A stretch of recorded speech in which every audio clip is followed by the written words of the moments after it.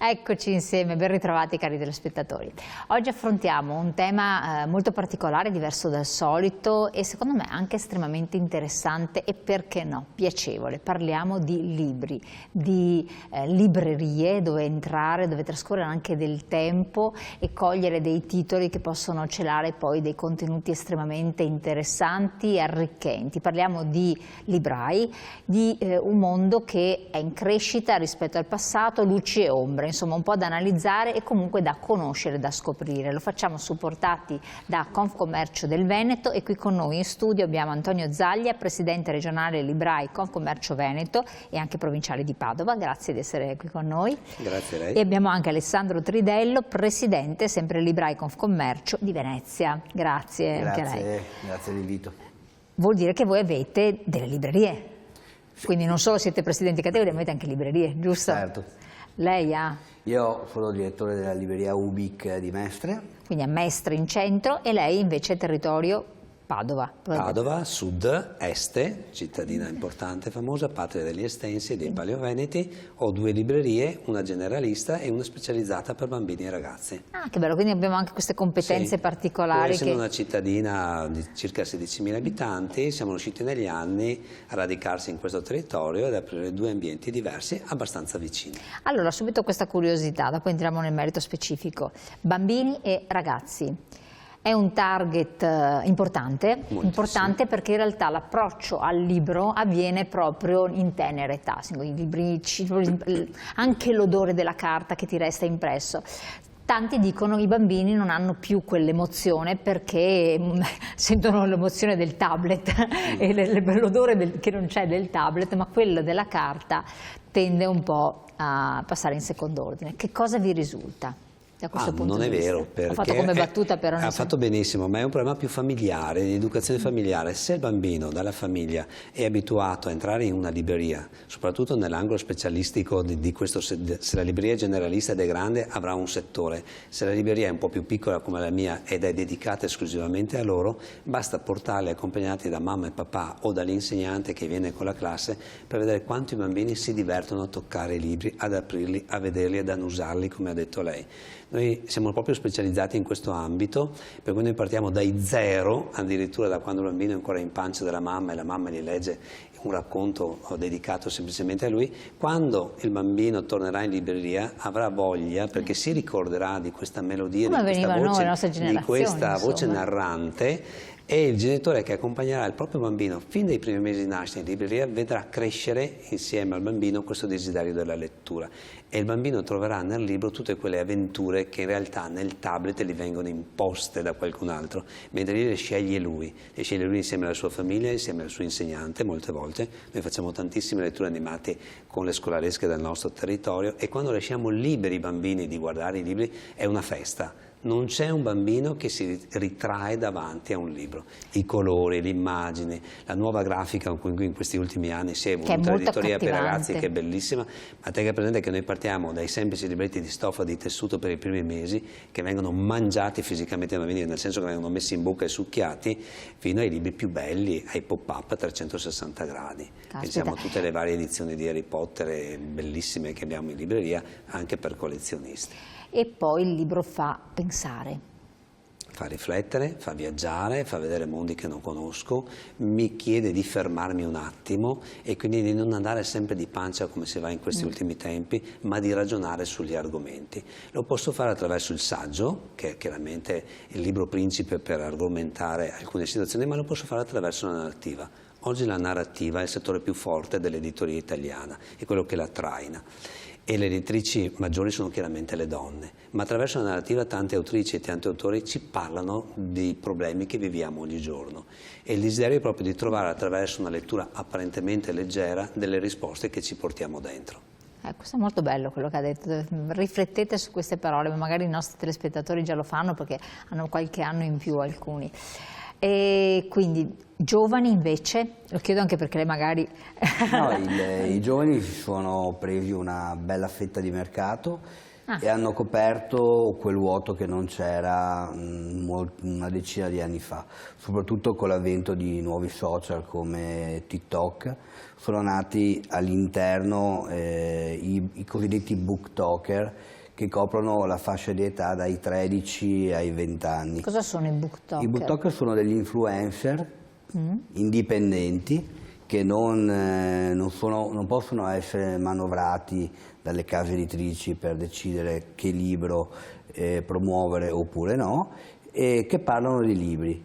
Sono principalmente di due categorie. Per quanto riguarda il mondo femminile, ci sono le booktoker che parlano dei romance o dei fantasy, che adesso stanno andando per la maggiore con un successo incredibile di vendite, perché queste ragazzine sono molto vivaci e hanno molta curiosità nel leggere, soprattutto questo tipo di argomento.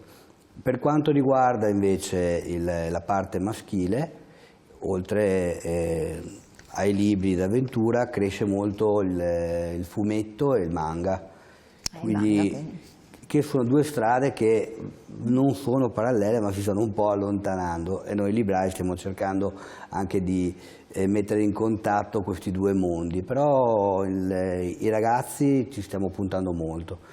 Quindi è un investimento che... È un investimento anche perché noi all'interno delle librerie cambiamo i settori, perché non sono più ragazzini, diventano i cosiddetti young adult, cioè diventano delle persone che, se gli dai un settore vicino a una mamma con un bambino, si sentono quasi... giustamente, sì. Sono adolescenti, adulti che vogliono iniziare una crescita letteraria, dopo sarà a noi magari indirizzarli al meglio nel titolo giusto. E qua ha aperto una finestra interessante, anzi una porta, starà a noi. E allora il ruolo anche dei librai, del libraio che ha una certa età, esperienza, eccetera, esiste ancora un ruolo a livello della nostra regione, non parliamo a livello nazionale, se vuole farmi anche un cenno, perché penso che sia anche molto territoriale. E lo stesso per quanto dopo quello che ne pensa lei, prego. Il ruolo del libraio è fondamentale ed è stato riscoperto soprattutto nel 21, quando post pandemia, al momento più difficile, siamo tutti ritornati fuori dalle nostre case, dove eravamo stati obbligati a stare chiusi per molto tempo, e il calpestio all'interno delle nostre attività è aumentato. Il cliente, il lettore, la lettrice in particolare, ha scoperto il desiderio di farsi guidare, anche di farsi consigliare dalla figura del libraio. Libraio e libraia, ambedue le figure chiaramente. E la maggior parte dei nostri clienti, soprattutto nelle librerie... Coloro che vendono libri, precisiamo. Sì, chiaro, ecco. coloro che vendono libri. Non è il bibliotecario, è no, libraio. È il libraio. Chi entra nella libreria entra a volte con delle idee precise, ma molte volte non le ha.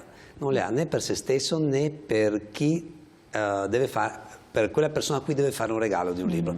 Quindi molte volte, soprattutto nelle piccole librerie di provincia, che sono librerie anche limitate negli spazi e nella scelta, ti entra il cliente e ti dice: devo andare a cena dalla mia amica, che cosa mi consigli Antonio questa sera? E allora chiaramente comincia un piccolo interrogatorio che è quasi una confessione che il cliente ti fa, ti dice: ma cosa ha letto l'ultima volta la tua amica? Com'è la sua situazione? È in famiglia, ha bambini, non ha bambini, è sposa? Cominciamo a fare una serie di domande per delimitare il campo. Esiste ancora questo ruolo? Esiste, ed è molto bello, perché poi c'è anche una certa confidenza che si instaura tra il libraio e il proprio cliente, che si protrae nel tempo, per cui quando tornerà la prossima volta tu hai già un bagaglio di conoscenze che è un patrimonio importante. Quando ti chiederà: cosa mi consiglia Antonio questa settimana? Devo andare a fare un viaggio, voglio un bel libro. Poi il concetto di bello è molto soggettivo, ma per me libraio è importante capire che cosa è bello per te cliente, in modo che io ti dia una storia, un'avventura, un'emozione che ti accompagnerà in quei giorni. Chiedo a lei, l'intelligenza artificiale potrebbe sopperire, so che è una... ma infatti l'ho chiesto al collega, cosa ne pensa? Perché a volte si fanno queste domande, no? Anche lì, Allora, secondo me l'intelligenza artificiale è già comunque entrata nel mondo del libro, soprattutto per quanto riguarda le scritture giovanili. Ovviamente chi è più esperto nella lettura e nella scrittura se ne accorge quando un libro viene almeno iniziato con l'intelligenza artificiale. Non so dirle in questo momento quale sarà il futuro, però sicuramente influenzerà anche il nostro mondo in un modo o nell'altro.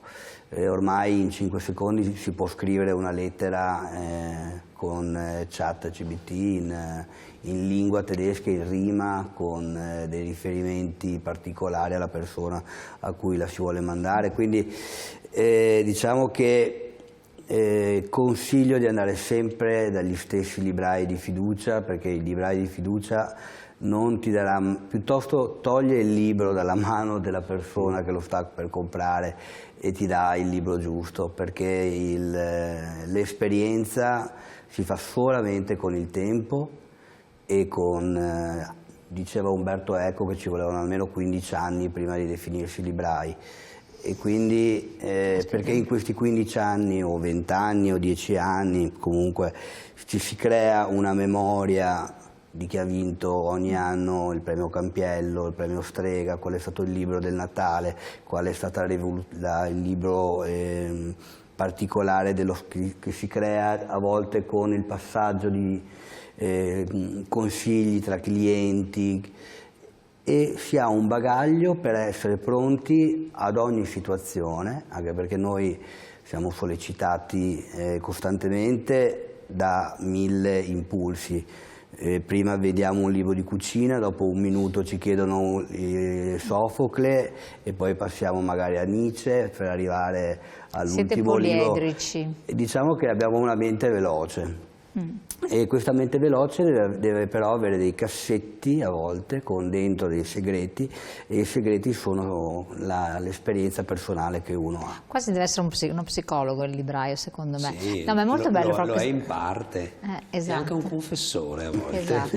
No, ma è molto bella questa chiacchierata che stiamo facendo insieme, perché secondo me rivaluta la figura del libraio, perché a volte con grandi catene si era un po' persa, no? Questa competenza, forse sbaglio, però non so se ho colto nel segno questo problema. No, l'ha colto benissimo Elena, perché c'è un desiderio profondo di trovare persone competenti e che ti capiscono e ti vedano per quello che sei, per quello che hai bisogno, ma c'è anche un sogno profondo da parte dei giovani d'oggi, per giovani intendo in questo caso più dai 25 ai 40, 45 anni, di aprire un'attività in proprio e di diventare libraio. È una cosa che è aumentata in maniera esponenziale dal 2020. Noi come Aliconf Commercio, Associazione Librai Italiani, rappresentiamo circa il 50% delle librerie oggi in Italia, e da 17 anni siamo posti il problema della formazione dei librai. Per fare il libraio non basta avere un locale, aprire una porta e mettere dentro un po' di coppieri,